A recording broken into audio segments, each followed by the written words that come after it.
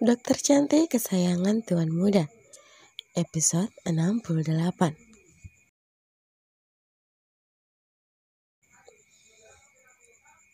Apa yang kalian lakukan? Sentak tertahan Ethan. Kimi dan Aidil serentak menoleh. Kimi yang sudah dapat menangkap jelas jika suaminya itu sedang cemburu, buru-buru melepaskan diri dan berdiri, menahan rasa sakit di kakinya. Sayang, wanita itu berjalan cepat dengan pincang ke arah Ethan, membawa ekspresinya yang cukup cemas. Takut jika suaminya itu salah paham. Ethan sendiri secepat kilat berubah ekspresi saat melihat cara jalan istrinya. Ada yang tidak beres dengan wanita tersayangnya itu, hingga membuat ia berjalan cepat dan menggendong tubuh Kimi saat wanita itu hampir terjatuh untuk kedua kalinya. Sayang, ini tidak seperti yang kamu lihat. Kimi menjelaskan tanpa memperhatikan suami, hingga ia tidak sadar jika suaminya itu sedang menatap lekat kakinya. Kaki kamu kenapa? Tanya Ethan tiba-tiba. Yang awalnya menunduk kini mengangkat pandangannya. Bengong. Hah?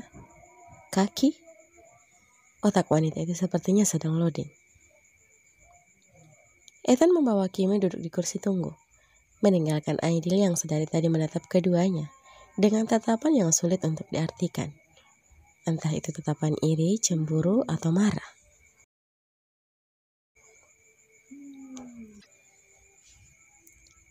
Ethan berlutut di depan Kimi, membuka high heels hitam sang istri, memeriksa kaki yang sudah terlihat memerah dan sedikit bengkak. Sakit? Tanya Ethan. Wajah cemburu yang tadi sempat membingkai wajahnya berubah 180 derajat. Khawatir jika wanita itu kesakitan. Kimi sedikit meringis lalu mengangguk. Sebaiknya Anda membawanya ke ruangan ortopedi sebelum kaki dokter Kimi tambah bengkak. Saran dokter Aidil yang tiba-tiba saja muncul dari arah samping keduanya. Ethan hanya mengangguk sangat pelan, lalu kembali mengangkat tubuh Kimi melewati Aidil. Namun beberapa langkah Ethan terhenti. Terima kasih. Ucapnya tanpa menoleh lalu berjalan kembali ke arah ruangan yang telah ditunjukkan oleh Kimi. Sedangkan dokter Aidil hanya tertawa tipis. Dia cukup dewasa ternyata. Ikut meninggalkan tempat tersebut dengan sebuah hasil pemeriksaan di tangannya.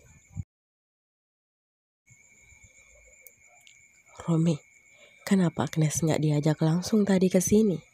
Kenapa harus kesininya nanti sama mama? Tanya Inggit. Saraya mengunyah buah pisang kecil yang entah sudah keberapa biji masuk ke dalam mulut kecilnya. Wanita itu bahkan sengaja menyimpan kuling pisang tersebut di sampingnya, agar nantinya ia bisa menghitung ia mampu makan berapa. Inggit sudah tahu siapa Agnes, dan itu dapat membuatnya bernafas lega, karena ia tidak perlu capek-capek untuk berhadapan dengan pelakor. Romi yang ingin menjawab pertanyaan istrinya mengurungkan niatnya saat melihat wanita itu makan pisang seraya tersenyum gak jelas. Senyum yang terlihat malu-malu. Pria itu menghentikan gerakannya yang sedang memotong-motong sayuran. Bersandar lalu sibuk mengamati istrinya. Apa yang wanita hayalkan? Begitulah pikir Romi. Sedangkan Inggit sendiri sedang mengingat kembali percakapannya bersama Romi di mobil tadi. Kamu melihatnya tadi? Tanya Romi fokus menyetir. Apa kamu mengatakan jika aku melihat suamiku dipeluk sama wanita lain? Ya. Inggit membuang nafas kasar. Untung aku masih bisa mengendalikan diri tadi. Seandainya tidak, aku pasti sudah menimpuk adik sepupumu itu dengan durian biar wajahnya hancur. Karena aku pikir tadi pelakor. Romi mengelus pucuk kepala Inggit seraya tersenyum. Mana mungkin ada pelakor yang berani dekat denganku. Tutur Romi. Kenapa? Orang pawangnya aja hentinya seperti ini. Kamu pikir mereka masih ada muka untuk bersaing denganmu? Entah sadar atau tidak, pria itu mengucapkan hal tersebut. Tapi percayalah, Inggit hampir saja sesak nafas mendengarnya. Hingga dengan perasaan yang berbunga-bunga, Inggit hanya bisa merangkul lengan Romi dan bersandar di sana seraya terus tersenyum. Tuh, how is Romi? Inggit cukup kaget dengan lemparan yang jatuh di pahanya. Ngapain kamu senyum-senyum sendiri? Sudah seperti orang gila saja. Mana ada orang gila secantik aku? Jawabnya penuh percaya diri. Romi hanya menggelengkan kepala lalu kembali melanjutkan pekerjaannya. Pria itu memilih untuk memasak sendiri untuk jamuan makan malam para tamu undangannya malam ini. Hanya untuk beberapa orang, jadi Romi masih merasa sanggup untuk membuatnya. Sedangkan istrinya dia dudukkan di dekat wastafel. Wanita itu hanya perlu berdiam diri, tidak perlu membantunya, karena bukannya cepat. Acara masak itu justru akan menjadi semakin lama jika Inggit ikut serta. Karena wanita itu sama sekali tidak tahu menahu tentang dapur. Jangankan membedakan mana jahe dan lengkuas, garam dan gula saja kadang masih tertukar. Jadi lebih baik ia mengerjakannya sendiri dan istrinya duduk cantik menjadi penonton. Kamu belum menjawab pertanyaan aku loh. Kenapa Agnes nggak dibiarin ikut tadi? Kan lumayan bisa bantu-bantu kita. Inggit memainkan kakinya yang menjuntai. Acara makan pisang telah ia hentikan. Perutnya sudah cukup kenyang setelah 10 buah pisang kecil. Cukup rakus. Ganggu. Jawab Romi singkat. Ganggu? Kita kan hanya mau masak. Ganggu kenapa? Kamu pasti sibuk meladeni pertanyaan dia kalau dia ada. Terus aku dicuekin. Pria itu menjawab tegas tanpa menoleh.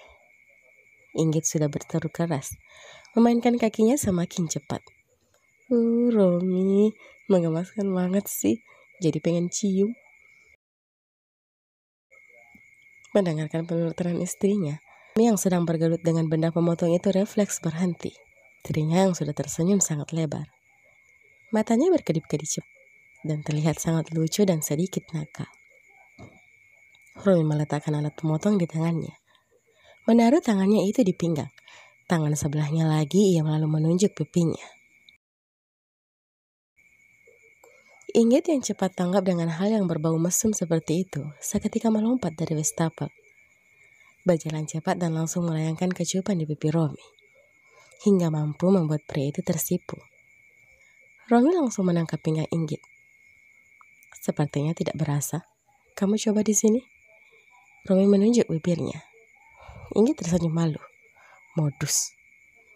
Meski mengatakan itu, tapi tetap Inggit mengecup singkat bibir Romi. Kemudian saling melempar senyum dengan wajah yang tak bercara. Tanpa aba-aba, Romi meraih tengkuk Inggit, membuat hidup mereka bertubrukan. Masih kurang. Aku ingin lebih lagi. Inggit yang seakan terhipnotis dengan bibir itu. Tak hanya kecupan, karena nyatanya Romi sudah membalas dengan cara mengisap kuat bibir Inggit tanpa ampun. Berlangsung hingga beberapa menit. Inggit melerai paksa bibirnya karena merasa sudah kehabisan oksigen. Menepuk dada Romi cukup kuat dengan nafas yang terengah-engah. Seandainya waktu masih panjang, aku pasti sudah melahapmu di sini.